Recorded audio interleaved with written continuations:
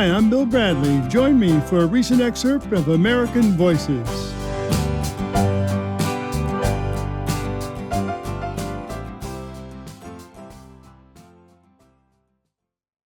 If you're ever feeling down and need some inspiration, you'll want Coach Mike Charrier on your team. He's the coach of the Hicks Lady Pirates basketball team at Hicks High School in Leesville, Louisiana. The 2019 All-State Sugar Bowl LHSAA Class B State Championship Trophy, Hicks High School. When a hurricane destroyed the girls' gym in 2020, they had nowhere to go to practice. Coach Charrier had the team playing basketball outside on a dirt court. No gym, no problem, became the team's motto. In fact, they went on to win the state championship without a home gym to practice in. They still don't have a gym, but that hasn't stopped them. They're state champions for 4 years in a row. Coach Charrier is the founder of the Vernon Parish Basketball Boot Camp. Coach Charrier, thank you so much for coming on American Voices. Absolutely. Thank you, Bill, for having me. So what kind of place is Leesville, Louisiana? It's a small community, no shopping malls, very few restaurants. It's a basketball, baseball, football community. Sports are king. And, it's just a good home to raise a family and, start a life. When you say sports are king, what do you mean? Sports is kind of the centerpiece of our community. There's not a lot of large attractions, no amusement parks or big outlets of entertainment. So, people really focus on sports and it drives the community, and really each little small town is bonded by their small town programs. So tell us about you and your team and what you did when you found out the gym was destroyed in a hurricane. What was that like? The girls must have been really upset. Well, this is one of the finest group of young ladies that I've ever had the privilege to coach. God has surrounded me with some incredible people. And when you're faced with adversity, I couldn't think of a finer group of people to weather a storm with together. These girls took the circumstances that were dealt to them and they found a way to make positive slogans, and they faced it like true champions. One of our slogans has always been massive action equals massive results. And, with the storm, it just magnified the opportunity to have more success is basically the way we approached it. So the storm actually blew the roof off the gym. Is that right? Yeah. Hurricane Laura was one of the most powerful storms to hit that side of Louisiana. The intensity of the storm was a Category 4 when it landed in Lake Charles, Louisiana. And the sheer speed of the momentum of the entire storm caused it to be a Category 3 when it come over 2 hours inland where we were located. That's amazing. There was wind gusts up to 130 miles an hour. The destruction was unimaginable. I think we were without electricity for over 2 weeks. So the hurricane occurs and you walk up to the gym. How do you feel when you saw what you saw? Well, the first thing, we had a student that lost her life due to the storm from our school. She was a freshman. A tree come through the bedroom where her and her family was located, and Cynthia, was killed by the impact of the tree. So it was hard to absorb the loss of life. And it was several days before, we actually realized that our school had been affected the way it had, because we were all just in shock of the loss of one of our students. But, when we went to the school, most of the roof was peeled away. There was massive leaking. The humidity, the floor had already begun to buckle. The wooden floor was, 2 or 3 feet high in different places. A lot of destruction, debris all over the schools. So did you ever think about throwing in the towel? No, not with this group of girls in the community. These girls had already proven in our parish, we're the only school with one gymnasium. Most schools around in our parish had at least 2 gyms, an elementary gym or a junior high gym. So one of our mottos years ago when we started our programs, we're going to show everybody how to win a state championship with one gymnasium. And when this occurred and took away our only gymnasium, one of our players, her name is Lauren Quinn, and she recently just signed with Nichols State down in Thibodaux, Louisiana. Sure, yeah. Lauren had in practice one day said, Coach, we've proven that we can win back-to-back state titles with one gym. We just get the opportunity to show everybody how to do it without a gym. And I said, Lauren, that is absolutely correct. I said, the way I see it, we're going to get an opportunity to show the world that we can accomplish more with less, and that will speak volumes in today's society. So let's go get them. So where did you practice? Well, we had several locations. The first year without a gym, we practiced at our sister school, Simpson High School, which is about 20-minute drive from our house.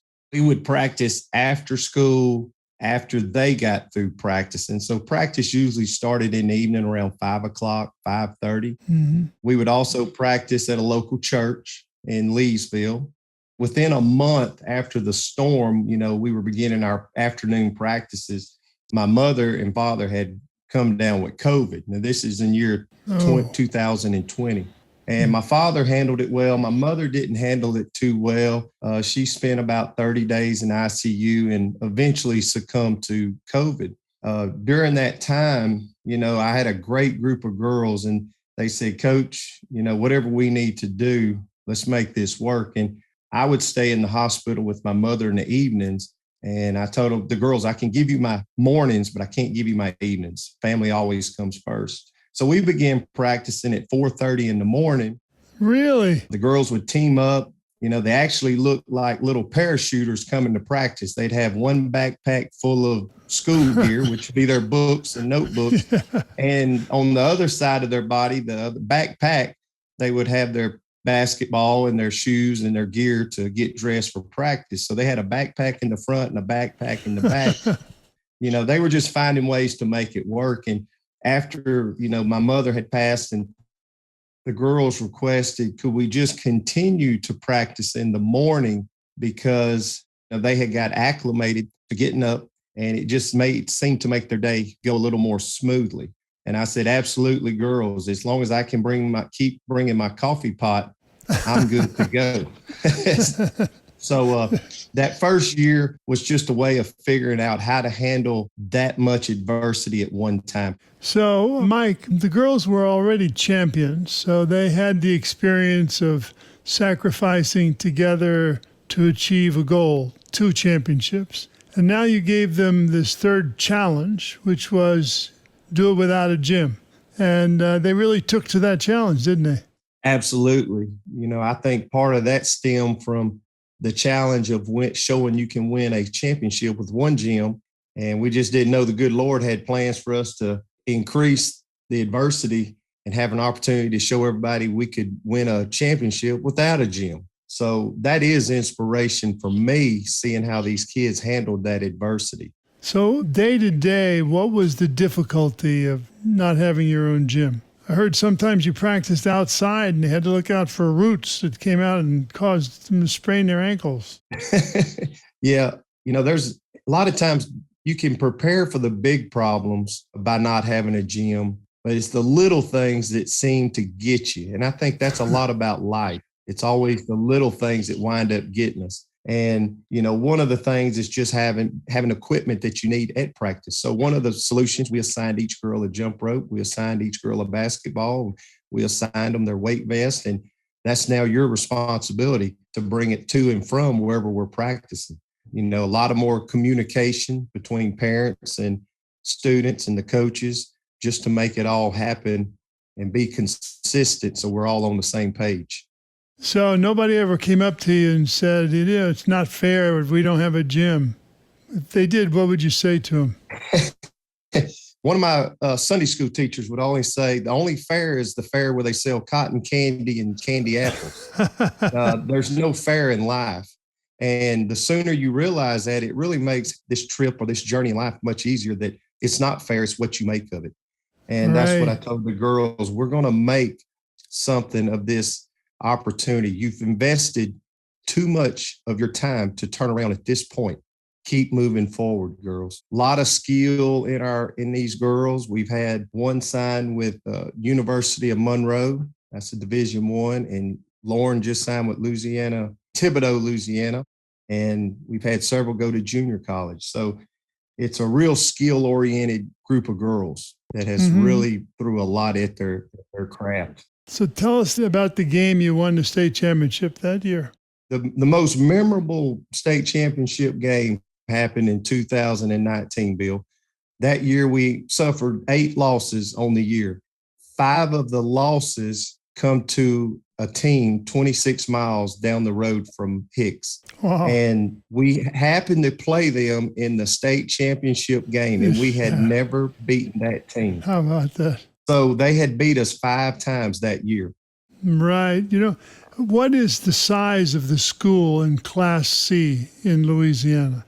Class C champion. I guess there's a B and an A, meaning bigger schools, right? Right. The first year we won, we were Class B. We've been Class C the last 3 years, but a Class C school, K through 12, will have roughly between 350 to 400 students. Yeah, I remember I grew up in a small town in Missouri. We made the big schools by 16 students, and I actually went out into the country and got kids to bus in so we'd get over that 400 and be called a large school so we could play against the big city schools. A large school. Yeah. Yes, sir. But when you come from that small town, whether it's Crystal City, Missouri, like me, or whether it's Leesville, like you, it means so much to that community. Absolutely. What did it mean to the community that you succeeded and you were competing, and how did the community support you? Oh, the community of Hicks is, very rural, very honest, hardworking, just simple, enjoying life, deeply religious people. They really supported baseball, basketball. The school is the lifeline of Hicks. When we first took over the girls 10 years ago, our program was rock bottom, had a great group of 6th and 7th grade girls, which are now gone. But one of our mottos then was, we're going to put the S back on Hicks. We're not a Hick. We're Hicks. So when you say Hicks, you're going to say it with a level of respect. And at that time, Bill, we'd pull up to go play people for their game. And this might be familiar with you. You'd see a large number of cars parked in the front, and the girls would get excited and say, "Coach, look how many people are here to watch us play." And I'd tell one of my assistants, I hate to break their heart, but this is a homecoming game for this school. They invited us because they figured they were going to get a win. So now there's no homecoming games offered to our girls. Right. There's a level of respect that has been gained. And that's what I told them. You all have put the S on the end of Hicks again. So, Coach Charrier, what's the best lesson you think you taught the girls? Well, one that comes to mind when we got our dirt court, and the dirt court evolved after we won our 3rd state championship. In prayer, I told the good Lord, if these girls pull this off again, we're going to take action. I teach civics. I know how government money moves really slow. It doesn't move near as fast. And we still don't have a gym to this day, Bill. We're still in the process of finding where we're going to practice and how we're going to handle our playing dates for this upcoming season. The 3rd year, there was very little activity happening around our campus as far as construction, and everyone needed to see action. We needed something to see, tangible results going on, and it just wasn't happening. It was all tied up between insurance and adjusters and architects and engineers, and nothing was happening. And we had kindergartners wondering, what's going to happen, Coach? When are we going to have a building? When are they going to get started? So I said, if these girls can pull it off, the 3rd championship, I knew that would create momentum for our program and our community. So we started a community outreach asking for donations to create a Hicks dirt court. And within 1 week, there was more than enough money to buy 6 portable basketball goals, which we set up to simulate an actual gymnasium, except it was outside under God's blue sky on the dirt. So that was one of the lessons. The first practice, I remember I heard a sermon, and the pastor was basically saying, it's hard to tell the difference then if you're buried or if you're being planted. If you're not careful, the art of burying somebody looks just like the art of planting a seed. And basically he said in the classic sermon was, if you let the troubles of life get down on you, this world can bury you. But if you're able to find nutrients and positives and the way you handle the circumstances that are given to you, you can actually grow from it. So I told the girls, I said, we're not buried, we're being planted. That the way we're going to approach this, that we're going to find nutrients in this soil and we're going to come up better than when we went down from this storm. So that was with my high school girls. We tried to compare it to being buried or being planted. It was up to you. The choice is yours. Yeah. And they all chose we're planted, and we came up much better than we went down. We also had a 5th and 6th grade practice on the dirt court, and I skipped the sermon and I just tried the old Coach Charrier technique, and I scooped up a handful of dirt and rubbed it between both hands and put it behind my ears and in my hair and on my face. And I said, let's get it. Who's with me? So all the young girls took a dirt bath and we had practice. And I said, I like this. I said, you girls will be champions as well. That is great. You're thinking of the future, Coach. Yes, you got to plant the seed, Bill. You know how this game works. Right. Yeah, those girls will be together the rest of their life, right? Because they went to the mountaintop. That's that. And they were in the valley when they left.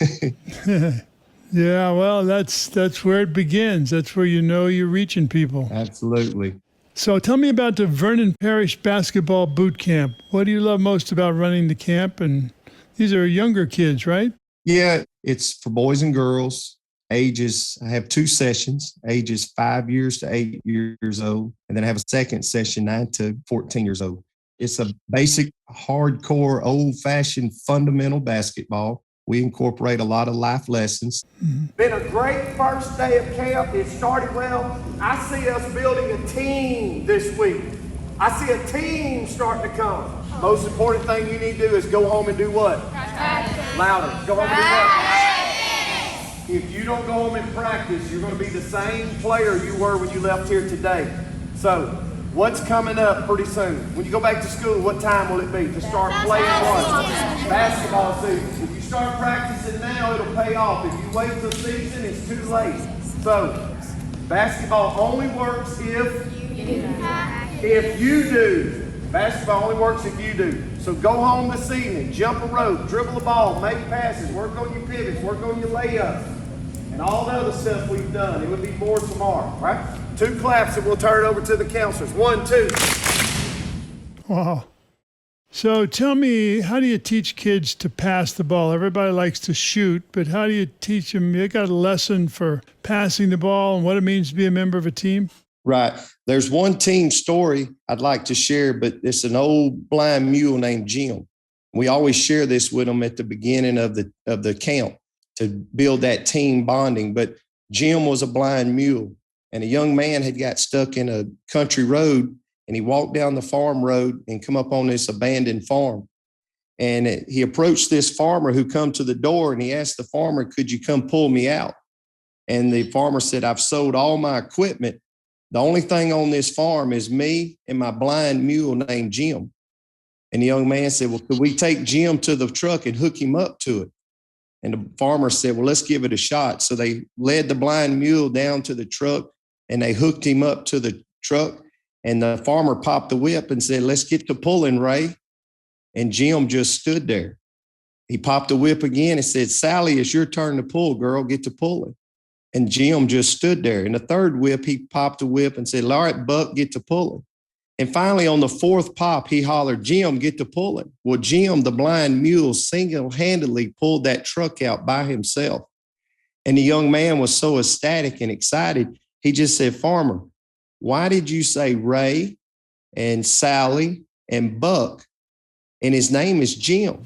And the farmer spit and said, oh, Jim always pulled harder if he thought he was pulling with a team. So with young kids hear a story like that, and it's so much funner to team up. You just have to help them see that vision of it.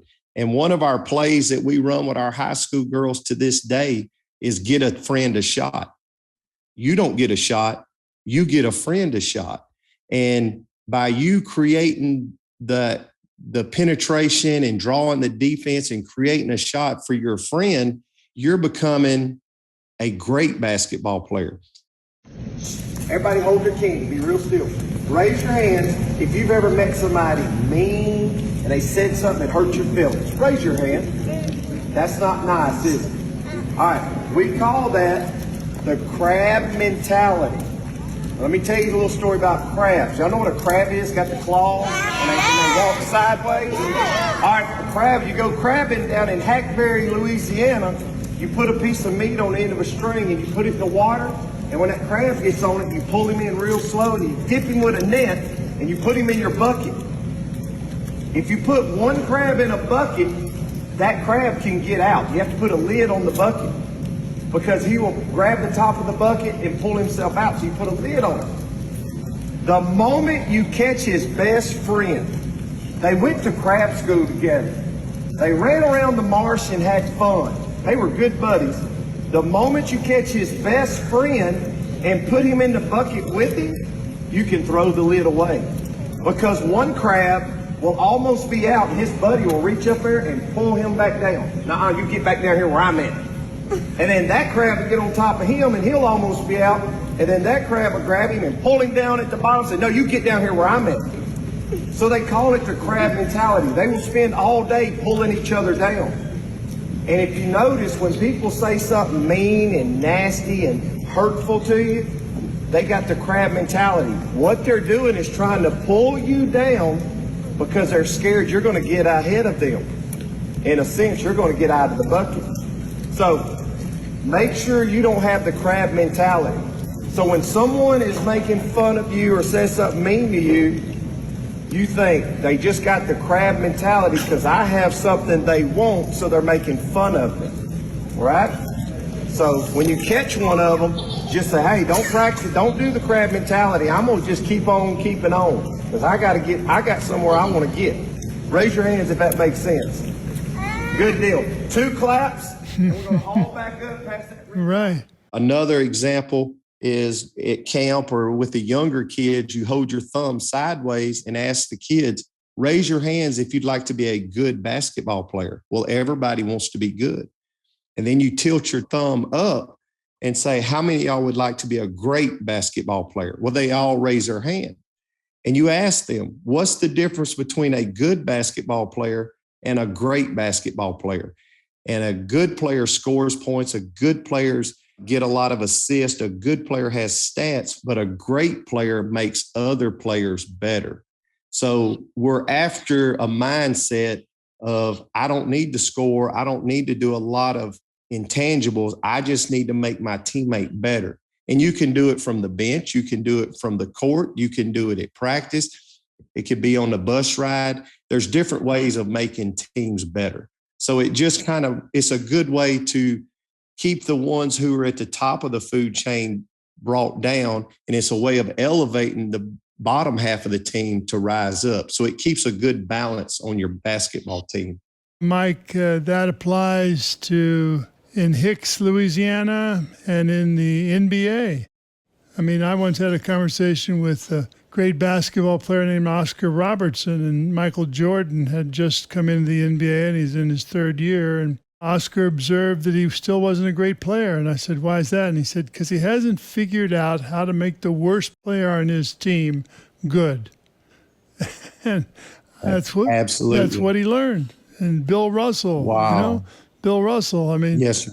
He viewed his whole purpose was to get every player to maximize their potential to help the team win. And he did what he needed to do to make that happen. Absolutely. Well, in that little town in Missouri I grew up in, there was my coach, high school coach. And he wasn't a businessman. He wasn't a lawyer or a banker. He was the coach. And that's what he wanted to be. And he affected the lives of young people in that town for 25 years. That's what you're doing, Coach Charrier. Well, I appreciate it. So just keep it up. Just keep it I up. appreciate it. Keep those life lessons coming. These kids will have it for the rest of their life. Well, I appreciate it. Well, you know one thing about me, Bill, I'm not a tech-savvy guy. Well, that makes two of us, Coach.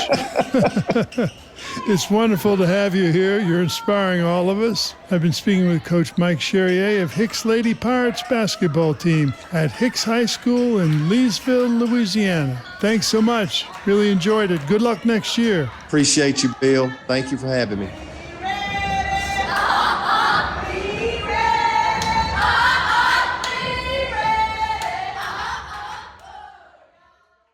Thank you for listening to American Voices here on my YouTube channel. For more interviews celebrating the goodness and creativity of the American people, click the subscribe button below.